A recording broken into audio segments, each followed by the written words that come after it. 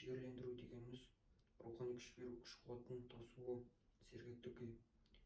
Әскерді жігерлендірудің құралдары мыналар: инабаттылық пен кішіпейілдікпен ықпал ету, адамның адамгершілігін құрметтеу, бастықтың жеке өнегесі ақыл кеңес беру, айтқан түсінікті ұғындыру, көңілден шыққан қарапайым сөз, тапқырлық, шешендік, орынды айтылған әзіл қалжың, ойын күлкі, ән күй, жауынгерлік және басқа да әндерді айту, би билеу мен бөлімшелердегі басқа да көркем өнерпаздық. 77. Көркем өнерпаздық ерекше көңіл бөлген жөн, өйткені артистер ойын көрсеткен кезде сарбаз өзін бәрібір тек көрермен ретінде сезінеді.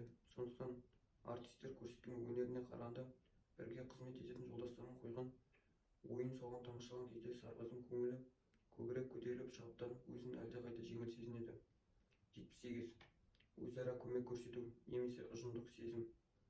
Әскери парыздың маңызды да міндетті элементі жолдастық, топтық, қоғамдық сезімнің асыл белгісі адамның басына түскен қайғыны бөлісе білушілік. Адам бойында ұжымның сезімді тәрбиелеу нәтижесі ортақ мақсатқа жетуге көмектесу, жолдастың қазаға ұшырауы, оның өзінде әлсірететін тікелей қауіп екенін, ортақ мақсатқа жету және өз басын аман сақтап қалу мүмкіндіктерін азайтатынын сезе отырып, бар күш қуатымен, қабілет қарымымен жауынгерлік ұжымның бөлшектеніп ыдырап кетуіне жол бермеу. 79.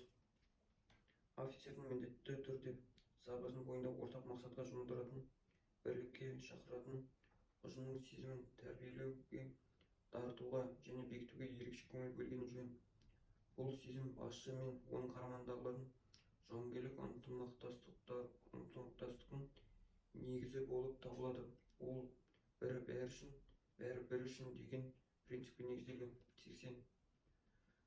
Үрейі ұшу, қорқу сезімі барлық тіршілік иелеріне тән, алайда оны жан дүниесінің күшімен, парасаттылықпен, адамның жоғары саналылығы, ерлік, өзін өзі ұстай білу, жеке басының қасиеті, парыз, ұят, ар-намыс пен қатаң әскери тәртіппен, қолбасшының жеке өнеге үлгісімен, оның өктем ерік-жігерімен, беделімен, бұйрық пен жарлық берген кезде жауынгердің бойына сенім